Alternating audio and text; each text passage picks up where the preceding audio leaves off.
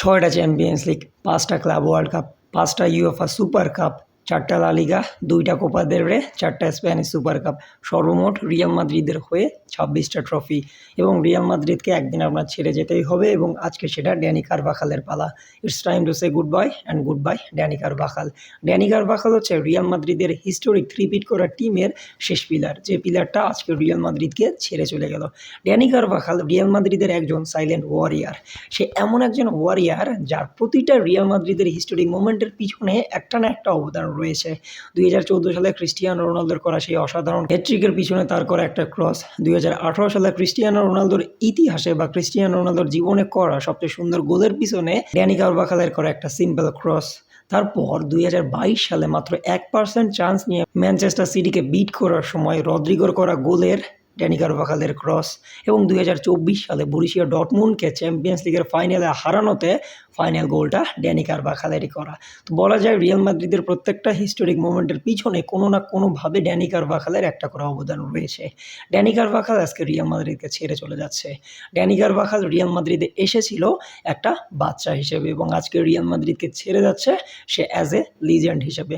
Danny কারভাখাল Real মাদ্রিদের একটা golden জেনারেশনের সঙ্গী ছিল এবং রিয়াল মাদ্রিদকে সে খুব ভালোভাবে নেতৃত্ব দিয়েছে এবং রিয়াল মাদ্রিদের সে ফার্স্ট চয়েস ক্যাপ্টেনও ছিল। এবং ড্যানি কারভাখাল তার যে ট্রফি ক্যাবিনেট সুন্দরভাবে সাজিয়ে নিয়ে আজকে রিয়াল মাদ্রিদকে ছাড়তেছে। তার ঝুলিতে রয়েছে বর্তমানে 6টা চ্যাম্পিয়ন্স লিগ, যেটা অনেক ক্লাবের চাইতেও বেশি। ড্যানি কারভাখাল রিয়াল মাদ্রিদের জন্য কোনো অর্ডিনারি প্লেয়ার ছিল না। ড্যানি কারভাখাল ছিল রিয়াল মাদ্রিদের জন্য একজন সাইলেন্ট ওয়ারিয়ার। সমস্ত প্রয়োজনে সে রিয়াল মাদ্রিদকে সার্ভিস দিয়েছে।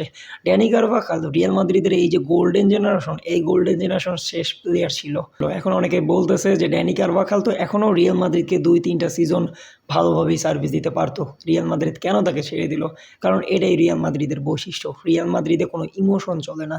যদি আজকে রিয়াল মাদ্রিদ ইমোশন দিয়ে সব কিছু ডিল করতো, তাহলে আজকে রিয়াল মাদ্রিদের কাছে থাকতো Cristiano Ronaldo, Marcelo, Sergio Ramos, পেপে, ভারান। তারপর রিয়াল মাদ্রিদের কাছে থাকতো ইসকো, কারিম বেনজেমা, লুকাস ভাস্কেস এবং টনি ক্রুস এবং লুকা মদ্রিচের মতো প্লেয়ার। রিয়াল মাদ্রিদ আসলে সবসময় রিয়াল মাদ্রিদের মতো করেই চিন্তা করে, যাদের চিন্তাটা অনেকটা রয়্যাল। কারণ রিয়াল মাদ্রিদকে টিকে থাকতে হবে, রিয়াল মাদ্রিদকে ট্রফি জিততে হবে। হ্যাঁ, 2টা সিজন আমরা ট্রফিলেস গিয়েছি, এর মানে এটাই না রিয়াল মাদ্রিদ ফিনিশড। আজকে শুধুমাত্র ড্যানি কারভাখালই না, আজকে আমাদেরকে ছেড়ে গেল রিয়াল মাদ্রিদের চেয়ারম্যান খ্যাত ডেভিড আলাবা। ডেভিড আলাবা তার পাগলাটে যে সেলিব্রেশন করেছিল চেয়ার নিয়ে, এই কারণে অনেক বেশি ফেমাস। আজকে রিয়াল মাদ্রিদ যেভাবে তাকে সম্মান দিল, যেভাবে ফ্যানরা তাকে নিয়ে উদযাপন করলো, এর মানে রিয়াল মাদ্রিদ এটাই বুঝিয়ে দিল ডেভিড আলাবাও আমাদেরই একজন। ডেভিড আলাবাও একজন ট্রু মাদ্রিদিস্তা।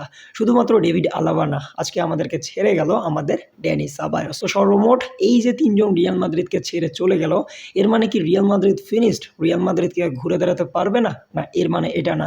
রিয়াল মাদ্রিদ এইভাবেই ভাঙে, রিয়াল মাদ্রিদ আবার নিজেকে গড়ে নেয় এবং রিয়াল মাদ্রিদ আবারও কামব্যাক দেয়। এবং আমরা 2টা সিজন ট্রফিলেস গিয়েছি, এর মানে এটাই না যে আমরা পুরোপুরি শেষ হয়ে গিয়েছি। আশা করি সামনের সিজন থেকে আমরা ঘুরে দাঁড়াবো। তো কী মনে হয় মাদ্রিদিস্তা, সামনের সিজন থেকে কি রিয়াল মাদ্রিদ ঘুরে দাঁড়াতে পারবে? যদি মনে হয় কমেন্ট বক্সে অবশ্যই জানিয়ে দিবেন। দেখা হচ্ছে অন্য কোনো ভিডিওতে, ততক্ষণ পর্যন্ত সাথেই থাকবেন।